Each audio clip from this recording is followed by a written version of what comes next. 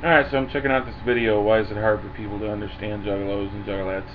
And I seen Blue had some words to say about it. axedude22 is the guy who actually originally recorded it, and I just kind of wanted to throw my proverbial hat in the ring on that one as well. Um, I don't think it's hard for people to understand in general. I think what people don't get is why. Why are we so enmeshed in each other's lives? Why is it that we have so much family love?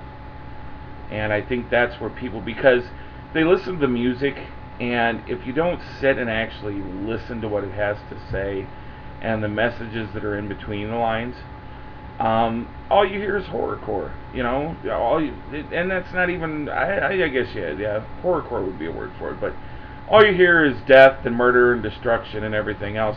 But it's just like Violent J said one time: let our music do the killing for you. And that's what people don't get.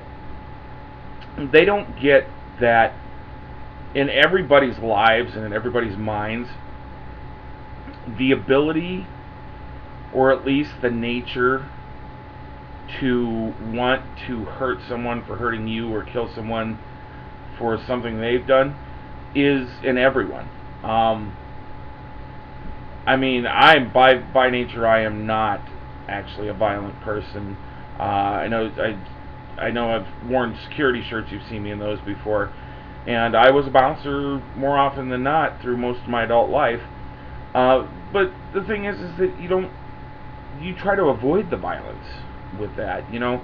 A good night being a bouncer and being a security guard is that you don't fight and you don't have to worry about that kind of stuff. In any case, though, I think what's very hard for people to understand is that we're so close and have so much love for each other because we've gone through life. I know personally myself. I don't know if you've ever noticed, anybody, but I have a scar that runs from here and goes down underneath my chin, and I also have one that runs all the way across my forehead here and up into my scalp. And what happened to me is when I was 5 years old, I went through the windshield of a car. Two drunk kids hit us, and by the grace of God, and that's the honest to God truth, we had an air conditioning unit in the back of our small. This was back in the 70s, so I don't know if you guys. I mean, most of you guys are pretty young, but they had a car back then called an AMC Gremlin, and it was like a little station wagon. And we had me, my dad, and my brother. All three were in the back seat, dead asleep. My mom was driving. My uncle, who was only 14 at the time, was in the front seat holding my baby. At that time, my baby brother Josh. Funny thing is, he's the toughest one of us all now. But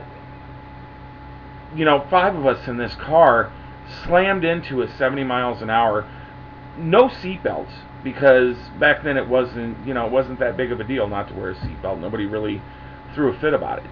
So there were no seatbelts. And in fact, afterwards, the cops actually said if we'd been wearing seatbelts, we'd been dead.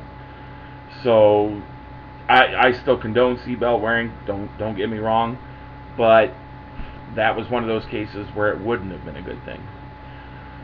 But anyways, my point being is that those scars that you see, I went through most of my life being called Frankenstein, and just generally being picked on, and then being when I was a kid, a little kid, people thought I was malnourished because I was so thin. And then as I got older into my teen years, and that's a story for another day, a lot of things happened, and I started to gain a lot of weight. So not only did I get the Frankenstein, Scarface, all that bullshit, then I also got the, being picked on because I was fat and everything else. And I came to terms with who I was long before I ever should have. And I learned to say, fuck every one of you motherfuckers and what you think of me at a very early age.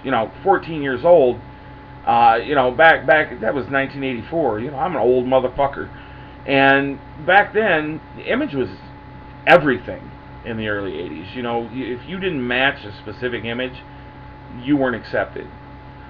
But and it all comes back to why it's hard for people to understand is that, you know, that fuck you attitude, that I don't give a fuck what the rest of the world thinks of me, is what a juggalo was all about. See, when I was growing up, and until I was in my early 20s, I was always a juggalo. I just didn't know there was a fucking word for it. So I think in that grain, you know, you had to have lived a life that led you to hear two young guys dressed as fucking clowns rapping about murder and mayhem, but underlying rapping about the good things in life and the way you should be to be a good person. And that's where people don't get it, because they didn't live that other lifestyle.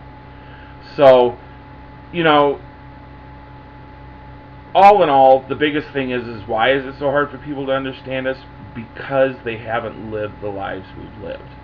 Are there juggalos out there that have had a great life, that nothing's ever bad's happened, that nothing, you know, they just have a great life, and there's not a lot going on? Absolutely. But the fact is that they get it. They get why we're juggalos, and they themselves know they're juggalos because they just do. They just get it. In any case, you know, that's my 2 cents on the issue. I hope it made sense. You know me, and I like to ramble a little bit, so hopefully it all kind of came around and made some sense to everybody. But I will close it there. So peace, much family love.